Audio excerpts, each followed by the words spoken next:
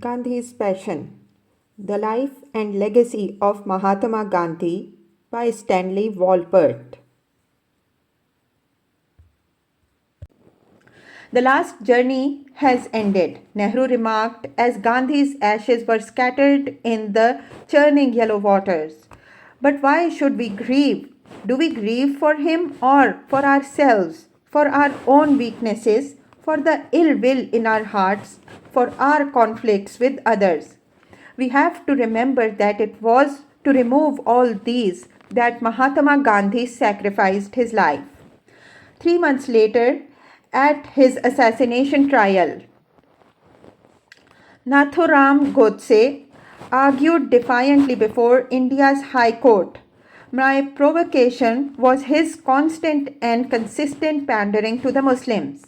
I declare here before man and God that in putting an end to Gandhi's life, I have removed one who was a curse to India, a force of evil, and who had, during 30 years of harebrained policy, brought nothing but misery and unhappiness. I do not think that the Nehru government will understand me, but I have little doubt that history will give me justice.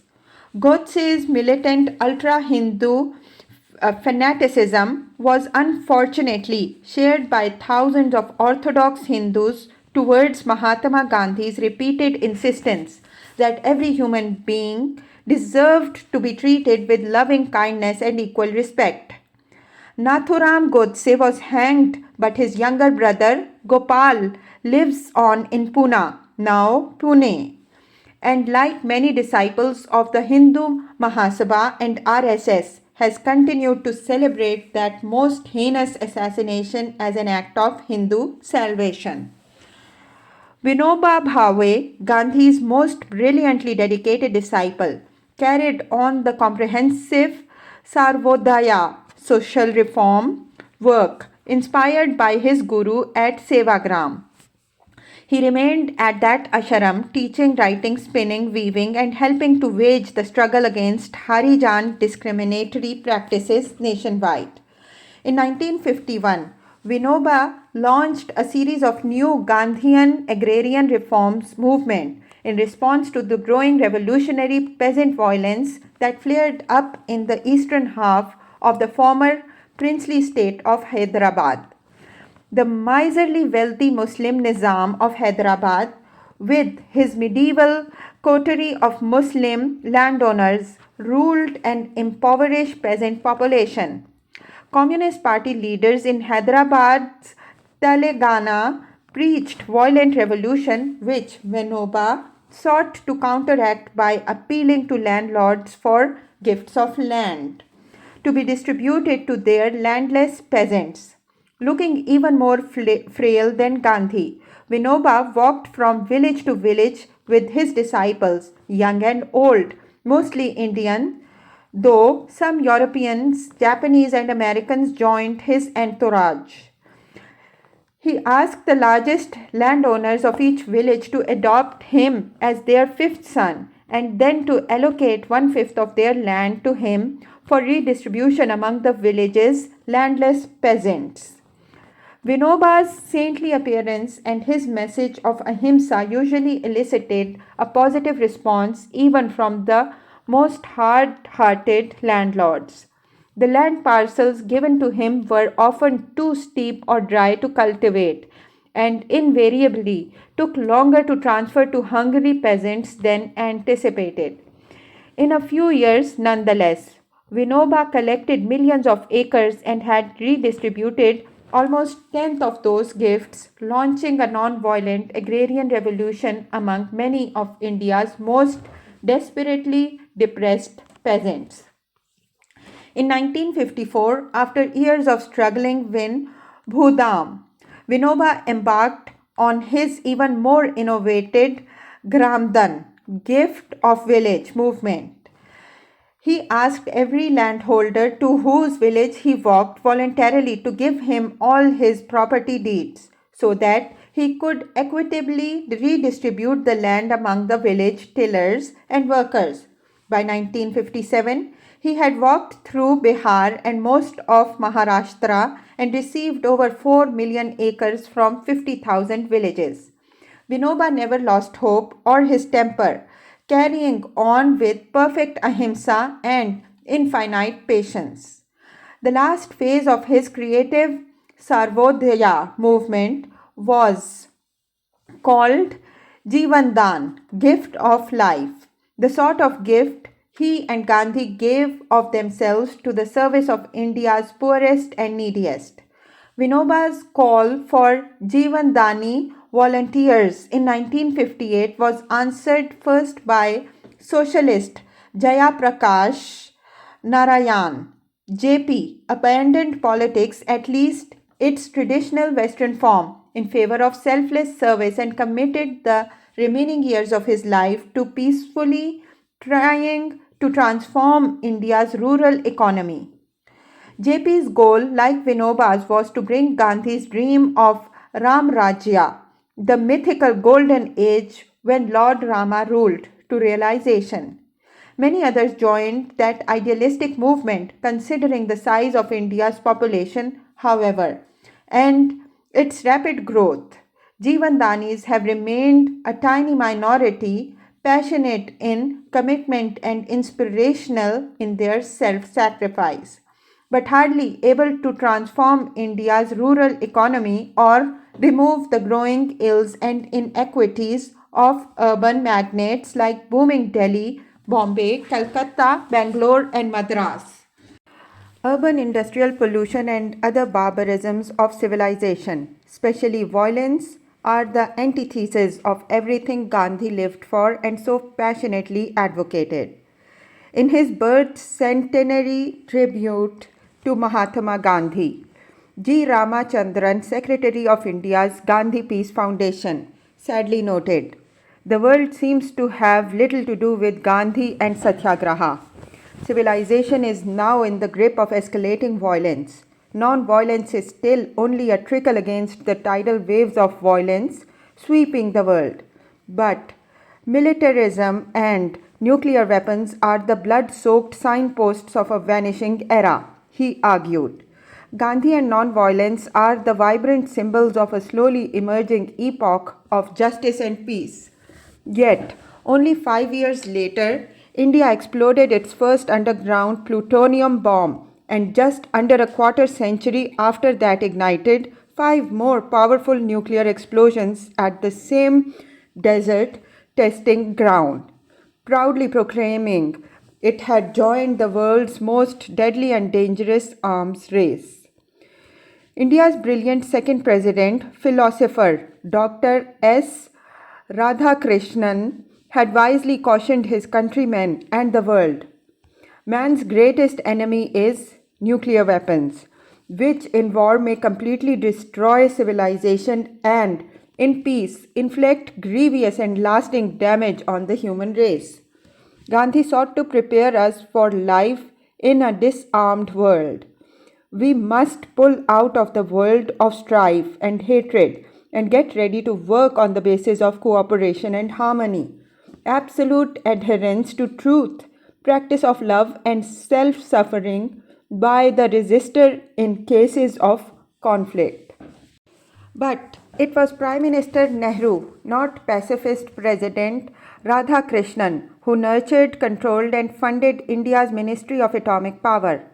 Nehru's equally militant daughter, Prime Minister Indira Gandhi, secretly ordered India's first plutonium bomb explosion in 1974, on the very day the birth of the Buddha was celebrated in India and at the same desert site of Pokhran, where in 1998 India triggered its next 5 thermonuclear explosions. India has nothing to hide, Nehru often insisted, claiming at every step in his escalation of the first war in Kashmir that we had consulted Gandhiji and secured the approval of the saint of truth and non-violence. In 1964, the year Nehru died, more than 100,000 regular Indian troops were stationed in Kashmir, and during his daughter Indira's decade and a half of premier power, that number more than doubled. By 1999, India was keeping almost 500,000 troops in Kashmir. Indira insisted after exploding her bomb that it had been done only for peaceful purposes, that India had no intention of becoming a nuclear weapons power. In May 1998, however, Prime Minister A.B. Vajpayee, whose Bharatiya Janata Party (BJP) had defeated the corrupt and discredited Congress, proudly affirmed that India has a very big bomb and demanded entry into the small global club of nuclear weapons powers. 2 weeks later, Pakistan exploded an equal number of underground atomic bombs, ominously announcing its resolve never to give up its claim to Kashmir and proudly admitting that it too now was a nuclear weapons nation. Then, for 2 months in the summer of 1999, India and Pakistan fought a bitter and costly war along Kashmir's hotly contested line of control on the world's highest battleground, the ice-covered fields of Kargil. India's victory in Kargil war energized New Delhi's government and much of India's elite population, including virtually all increasingly affluent overseas Indians residing in the United States. They displayed a spirit of jingoism and militant confidence contrary to every facet of Mahatma Gandhi's philosophy. What worries me is that security vis-a-vis Pakistan may become the top item on our policy agenda, was the correct prediction of one professor at Delhi's Center for the Study of Developing Societies. That's very sad for a country like India. We have a lot of other things to handle: hunger, poverty, clean drinking water. Secretary S.K. Bandyopadhyay of Delhi's Gandhi Memorial Trust was equally explicit about the potential dangers to Indian development if India's leaders focused on martial defense, neglecting social and educational reforms as well as Gandhian rural rehabilitation.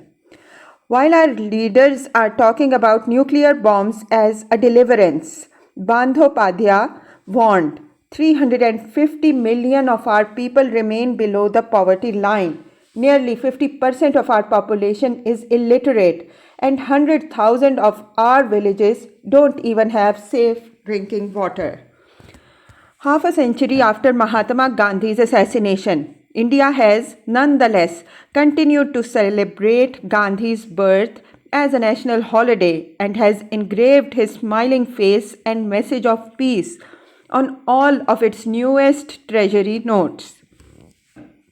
India's leaders still reverentially place flowers on the hallowed ground where his corpse was cremated, but in its proliferation of arms and its foreign policy, New Delhi has for the most part turned away from Bapu's ideal course and life's teachings.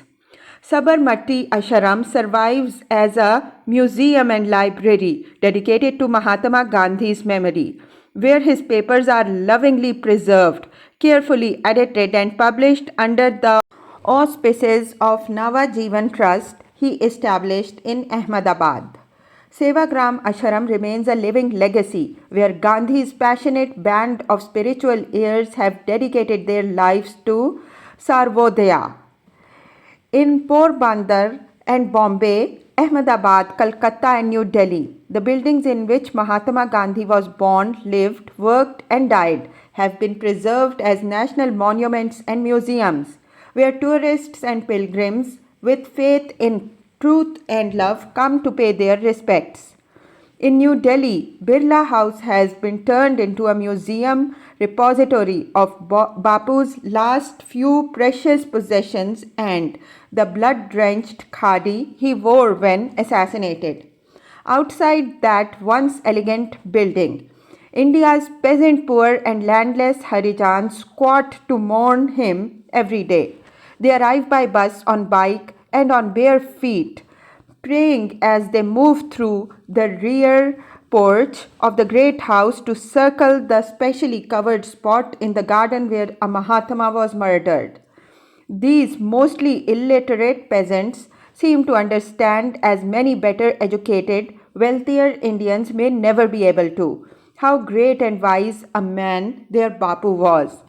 India's outcast, underprivileged millions, and many of its minorities remember that he devoted his passionate life to them and died for them. Some gather each dawn to chant ancient Upanishadic prayers he loved best. Lead me from untruth to truth, from the darkness to the light, from the death to immortality. By pitting his great Mahatma soul against the vast armed force of world's largest, strongest modern empire, Mahatma Gandhi proved the strength of invisible soul force by so passionately embracing suffering all his mature life and fearlessly following his inner voice wherever it led him. Gandhi lived the message of love and truth. He believed to be twin faces of God. His greatest luxury was to serve those who needed him, the sick, the hungry, people without work or pride or hope.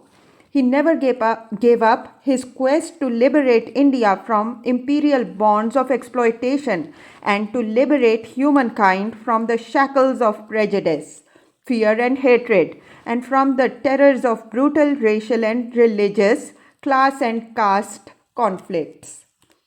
He courted pain as most men did pleasure, welcomed sorrow as others greeted joy, and was always ready to face any opponent or his own death with a disarming smile of love. He lived to his full mantra, do or die. Still, he failed to convert most of modern India to his faith in the ancient yogic powers of tapas and ahimsa as superior to the atom bomb. He was not, of course, the first or only prophet of peace murdered by a self-righteous killer, nor, most unfortunately, would he be the last. But he was the greatest Indian since the 5th century BC, enlightened one, the Buddha. Chapter 26. His Global Legacy. Martin Luther King Jr. was deeply fascinated by the life and teachings of Mahatma Gandhi, reading about them first in his senior year at theological seminary. King found the power of Gandhi's passion profoundly significant and recalled, "As I delved deeper into the philosophy of Gandhi, I came to see that the Christian doctrine of love, operating through the Gandhian method of nonviolence, is one of the most potent weapons available to an oppressed people in their struggle for freedom."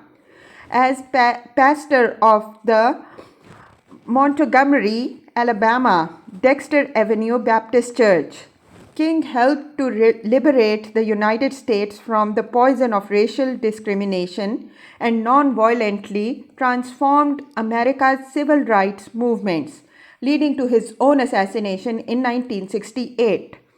King never met Gandhi, but he was so inspired by his life and work that he visited India in 1959, eager to meet Gandhi's disciples. "To other countries, I may go as a tourist," the 30-year-old King told Indian friends, "but to India, I come as a pilgrim.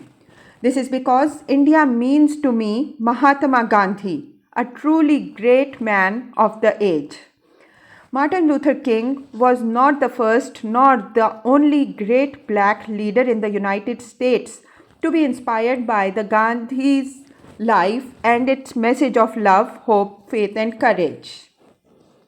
W.E.B. Du Bois had earlier invited Gandhi to visit America on behalf of the National Association for the Advancement of Colored Peoples. It may well be Du Bois prophetically predicted prior to King's assassination that real human equality and brotherhood in the United States will come only under the leadership of another Gandhi.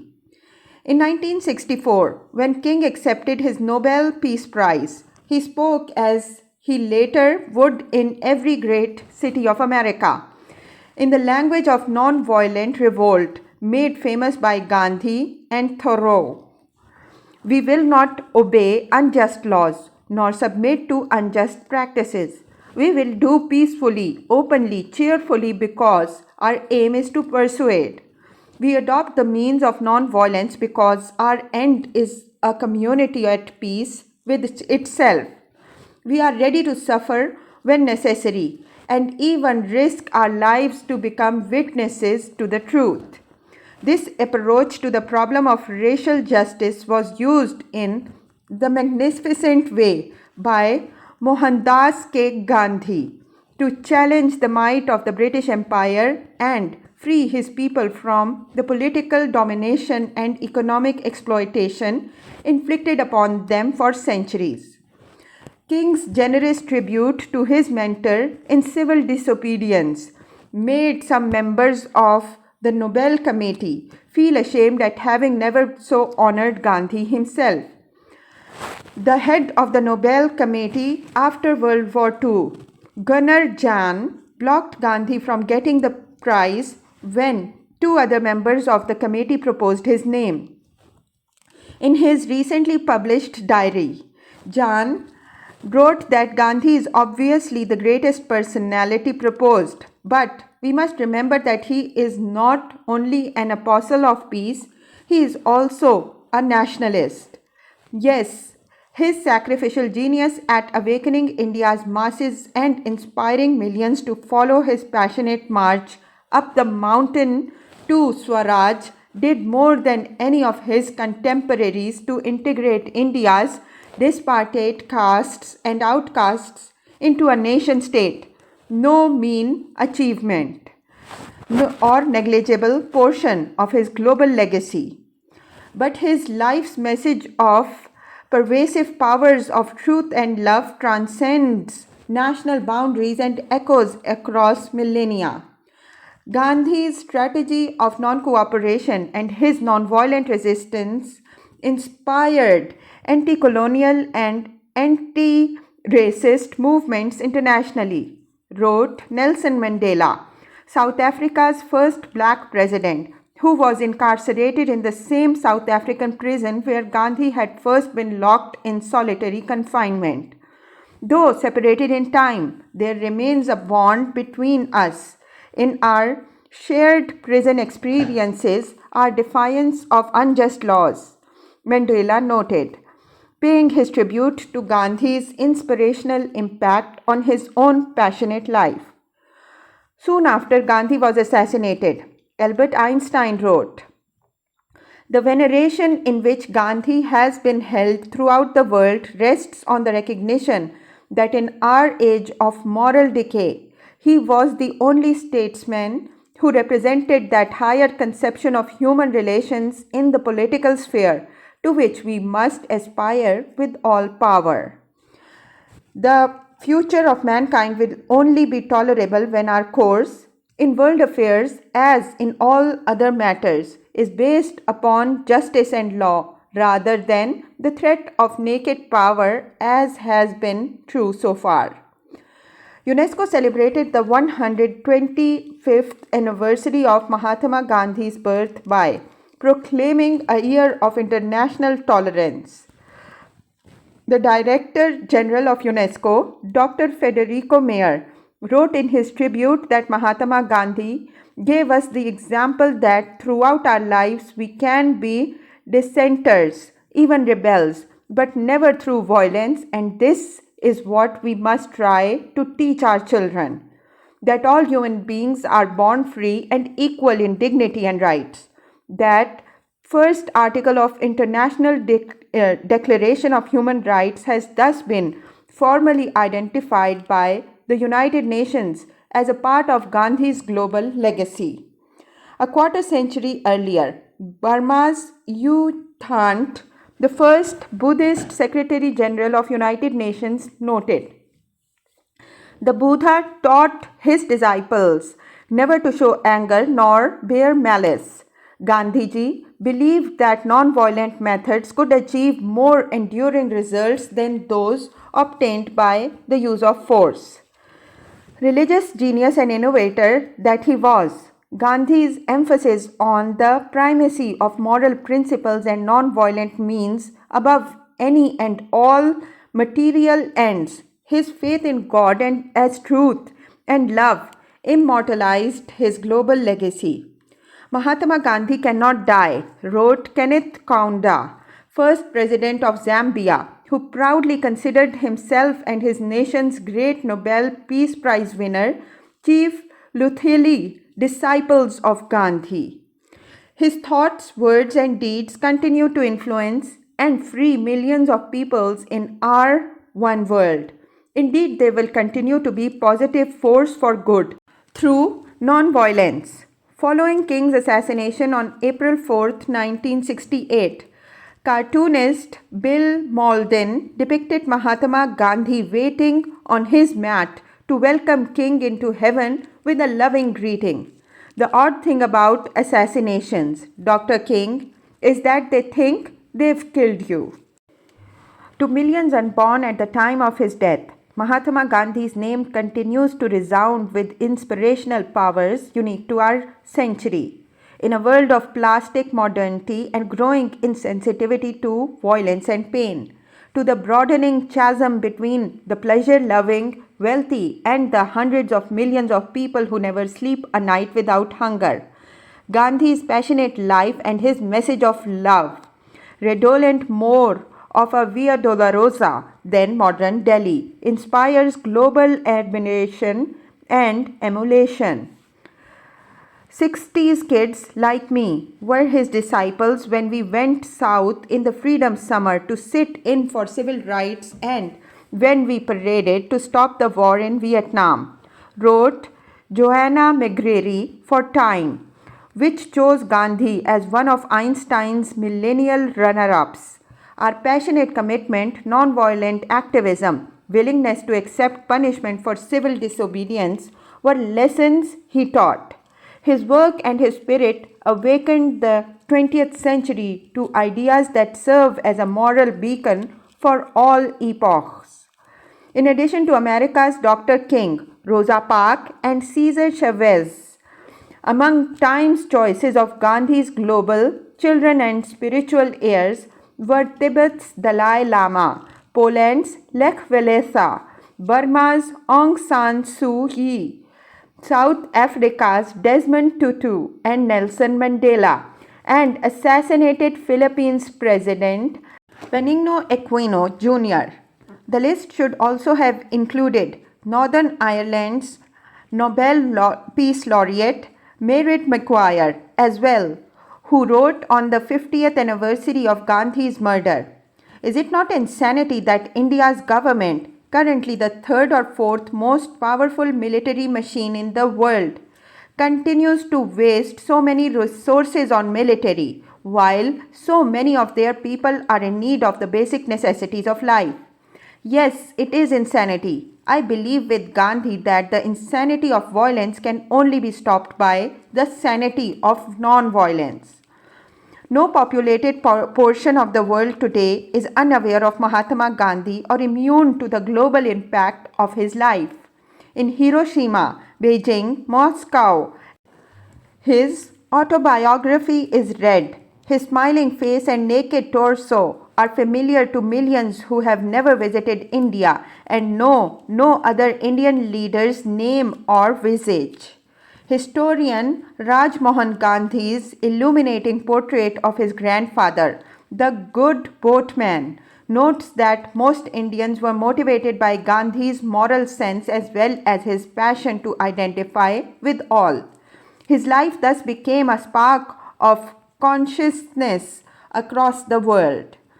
In his Gandhi Through Western Eyes, Horace Alexander wrote of Gandhi not only as the Moses and George Washington of India, but also as a world figure, a man who belongs to us all and who has something to say that the world should have attended to. Gandhi's most important universal message was embodied in non-violence. To Alexander, he conveyed his last pacifist message just a few months before his death. The world is sick of the application of the law of the jungle. It is thirsting for the brave law of love for hate, truth for untruth, tolerance for intolerance. Gandhi was no plaster saint. Professor Judith M. Brown concluded in her learned biography, Gandhi, Prisoner of Hope. He was caught in compromises, inevitable in public life. But fundamentally, he was a man of vision and action who asked many of the profoundest questions that face humankind as it struggles to live in community. As a man of his time who asked the deepest questions, even though he could not answer them, he became a man of for all times and all places. Our nation's greatest Indologist, Professor W. Norman Brown, believed that the underlying basis of Gandhi's lifelong quest was simple. As Gandhi put it, to see the universal and all pervading spirit of truth face to face, one must be able to love the meanest of the creatures.